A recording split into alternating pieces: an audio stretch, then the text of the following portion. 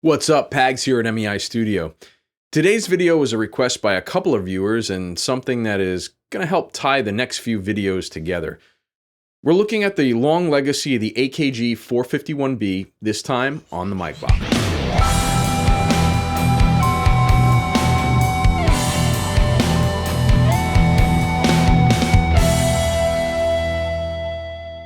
The C451B can trace its lineage all the way back to 1969 with Akg's CMS series mics, the C451C and the 451E. The suffix only denoted what type of connector was on the mic when it shipped, the C being a DIN connector and the E being the XLR. The mic was a turning point for Akg, as it was the first of their condenser mics to use the new field effect transistor, or FET, rather than a vacuum tube. The mic was built to replace a few mics of the time, the C60, the C61, the C26, and the C28 tube pencil condensers, which were making use of smaller tubes like the AC701K, the RCA 7586, New Vista, amongst others. There were different capsules for the previous mics that were interchangeable with the newer versions, and boy, were there a lot of them. 11 made by Akg alone, and a number made by other companies as well over the next 40 years. The new mic could run cooler and quieter, but still needed an external power supply at first, as phantom power wasn't quite yet implemented. The original used a minimum 12-volt power supply and could take higher voltages up to a point. A later version, the C451 and 452EB, ran on the now standard 48 volts we see today. The capsules were all screw-on and used extremely fine threading, which was not popular amongst engineers that had to work in less than ideal lighting conditions, as the threading was easily crossed. There were pads available that would screw on between the body and the capsule, which mean you had to screw on two components with those fine threads. And if you got your positioning right but still needed a little bit more padding, if that 10 dB pad wasn't enough, you had to take down the mic, unscrew the 10 dB pad, and screw on the 20 dB pad, and then reposition your mic. Fun! And remember this for later, because this is going to come back. The power supply intended to be used with the mic, the N46E, provided the 12-volt supply to the mic and featured a two-position bass roll-off as well.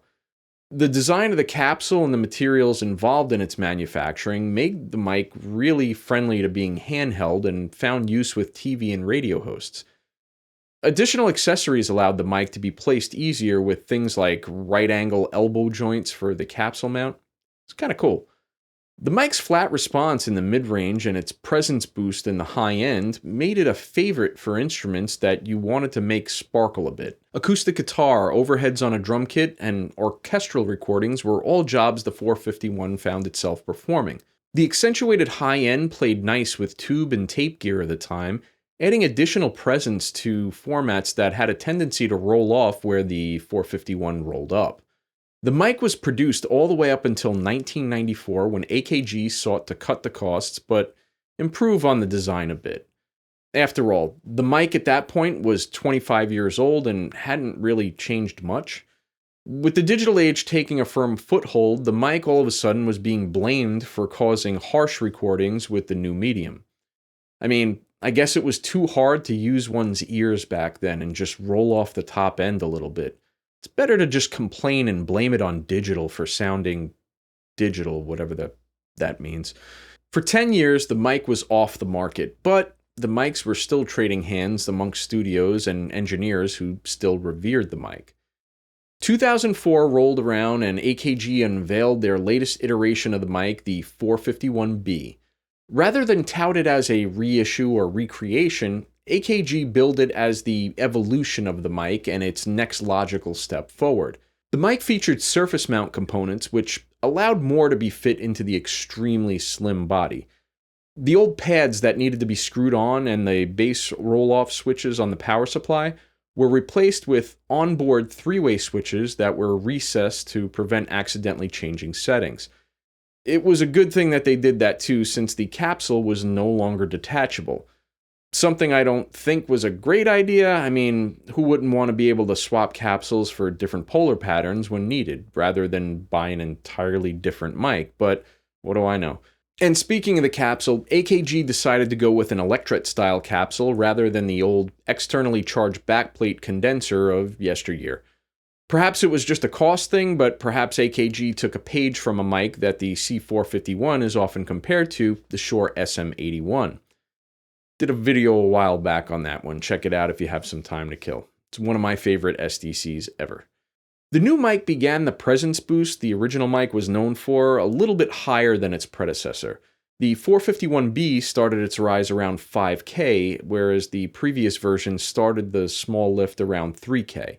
Conversely, the bottom end of the B starts rolling off at around 200 Hz rather than 80 Hz on the older mics. This kind of means this mic sounds a little bit thinner and maybe a little bit more airy, but either way. Oddly enough, for a mic who's known to be a go-to for drums, percussion, and acoustic guitar, the manual calls the microphone a reference condenser vocal mic. Yay marketing, ignoring the market. The mic continues its production today and is part of the more premium level of mics AKG still offers. The price tag on this mic seems to fluctuate quite a bit. Normally the mic sells for around $650 each, but deals can be occasionally had, putting the mic closer to $600 or even under $600. AKG also offers a matched pair for a premium and will set you back another $150 on top of what the normal price is. The pair does include a nifty hardshell case for those who find themselves needing to cart mics to gigs or other studios, as well as a handy stereo bar. With a lot of opinions out there on the internet, many from people that have never actually used either the old version or the new and instead just like to spout off what they heard some engineer that actually does work said once, "We're going to try and do something crazy here and use our ears on a number of sources and see if this mic deserves the love or hate that it gets." Before we do that though, since AKG wants to call this a vocal mic, let's speak into this mic and see how it fares on a speaking voice. Let's get to it.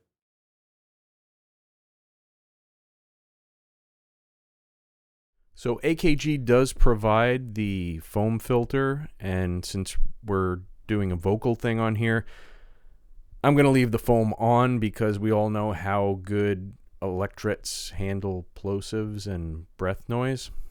Okay, so this is the AKG C451B on voice.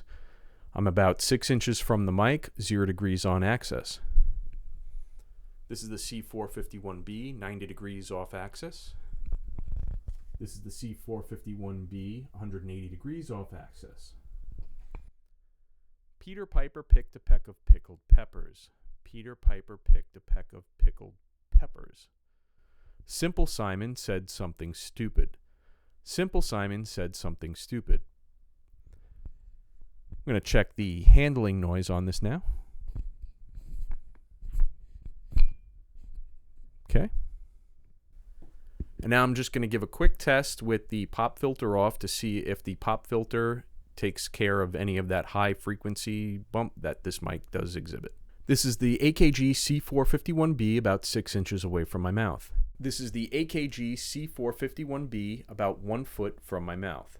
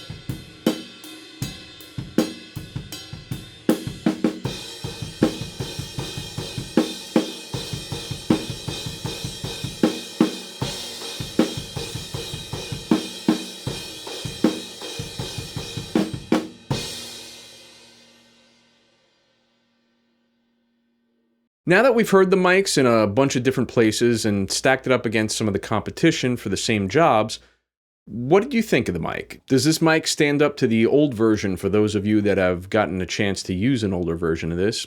Or to the SM81 for that matter, which comes in at a little bit less expensive?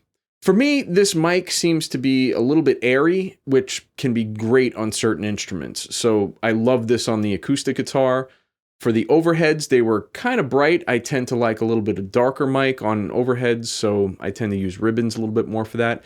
But honestly, for metal or any kind of hard rock or punk or anything like that, this mic would be great. I don't know that I'm going to replace my SM81s with these for anything, but this mic definitely tended to sound pretty nice for me, especially on the piano, I thought. If you're interested in the C451B or the SM81 for that matter, I've left a couple of links in the description where you can pick these mics up. These are affiliate links, so if you do wind up purchasing any of these, the channel does get a little bit of a kickback and it helps keep the lights on for the channel. I mentioned earlier in this video that the next will kind of tie into each other, and they will, in the video after the next, where we take these mics and over 20 more to take a deep dive into miking up a drum set a bunch of different ways with a special guest in our studio as well. Our next video is going to be on another Akg mic that is no longer in production, but can still be found occasionally and at a price that won't break the bank. If you've gotten anything from today's video, please consider hitting the like and subscribe button. It'll really help us out. If you'd like to help out financially, consider becoming a member of the channel. We're going to have some new videos that are going to be members-only exclusives, so consider that as well. As always, if you have any questions, please leave a message in the comment section or hit me up through the website. I've been getting a lot of great messages there and in the comments section as well, and this video is a direct result of some folks sending me emails and leaving me comments. I thank you for the continued support. That's going to do it for this time. This is Pags, signing off.